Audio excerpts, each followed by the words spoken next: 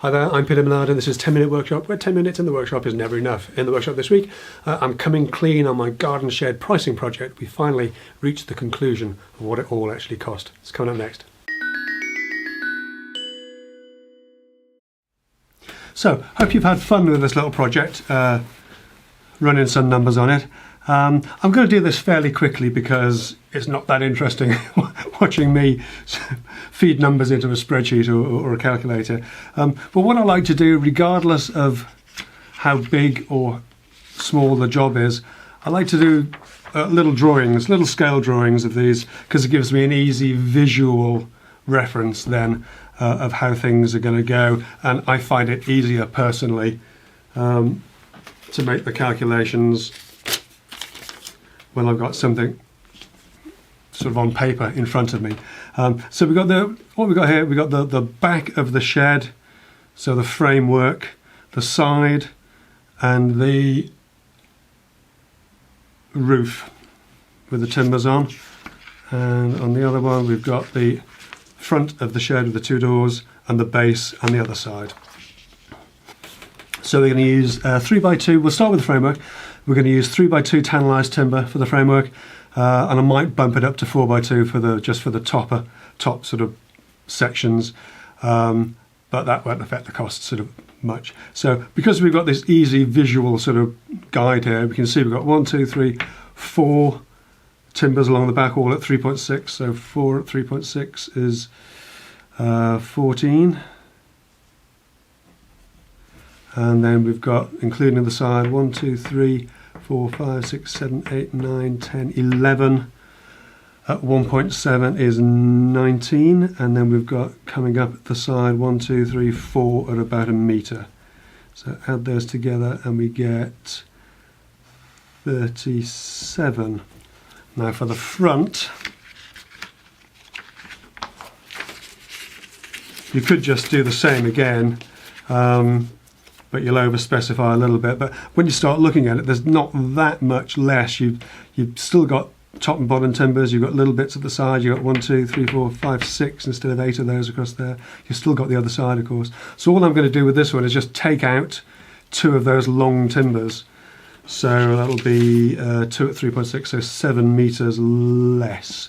So 30 for that, which gives us 67 for the framework so far. And then for the roof timbers, we've got 1, 2, 3, 4, 5, 6, 7, 8. At 1.2 is, call it 10 metres. And then on the base, we've got 1, 2, 3, 8 again at a metre. So another 8 metres. So if we add all that lot up, it comes to 14, 19, 67, and 18 is 85 of 3x2. Okay. Now we're going to move on to the shiplap. We're using shiplap cladding. Shiplap's a sort of a moulding, tannalised, treated for the outside. We're just going to run this all the way around, so we know it's sort of 3.6, 7, 8, 9. We call it 10 metres, 10 linear metres in total. And I know from my drawings that we need 1, 2, 3, 4, 5, 6, 7, 15 lengths, so 150 metres of shiplap. For the roof, again, clients asked for tannalised tongue and groove. Doesn't really exist. I'm just using 6x1. I think I would rather use a decent exterior grade plywood, but he's asked for what he's asked for. So we need, and again, just from the drawings, 1, 2, 3, 4, 5, 6, 7, 8 at 3.6 is 29 metres of 6x1. And again, for the base, we only need 7, and I'm using decking boards for that. So 7 at 3.6 is 25 metres of decking. What else do we know? For the doors, obviously the cladding comes all the way around, but we'll need a framework for the doors to be nailed onto. I might be able to use thinner decking, but I've actually allowed for 6x1 on this narrower decking. So again, each door is 1.5 meters, so 1, 2, 3, probably 4 lengths, so 6 meters per door, and 4 door gives us 24 meters, 6x1 for the doors. Okay, so now we basically need to get ourselves online, back to the laptop, and start looking at the hardware costs. Obviously we've got the quantities there, we can feed those into our spreadsheet because we've got the prices from the websites that were listed. So first up, we're going to need a damp-proof membrane of some kind. You can get a 4x3 meter DPM for about 10 or 11 pounds, so I've put that in. Hinges, I want to go for medium duty. The client actually asked for grey coloured hinges. I think he meant galvanised. So medium duty 400mm galvanised T hinges, but I'm going to use 3 of those on each door, so 12 for the 4 doors, 6 pairs in total. About £7 a pair, comes to 42. For the extra security, we've got a Haspen staple, heavy duty galvanised Haspen staple in each one. They're £9.50 each, so 19 for those 2. When it comes to the roofing felt, I don't want to use shed felt because I've tried that before and it's pretty grim quality wise. I want a decent quality mineral felt. So the roof's not that big. Get that covered in a single roll easily. So that'll be £31. Oh, we needed edging strip as well to go around where the felt comes over the roof. We've got 10 metres of that at £1 a metre. That's 10 quid's worth as well. I've allowed 100 quid for consumables. Obviously you've got to nail all this lot together somehow. You're not going to get screwed together with stainless steel screws for 100 quid, but you should be able to get galvanised nails and maybe some sort of hefty timber screw type things to secure the framing together. I've allowed 70 quid for delivery. Again, if I built it here in a single, in panels, the biggest one's going to be 12 foot by 5 foot 6. I'm not going to balance that on the roof of my van, drive it out there. So need a guy with the van. So 70 quid for a delivery charge is perfectly reasonable.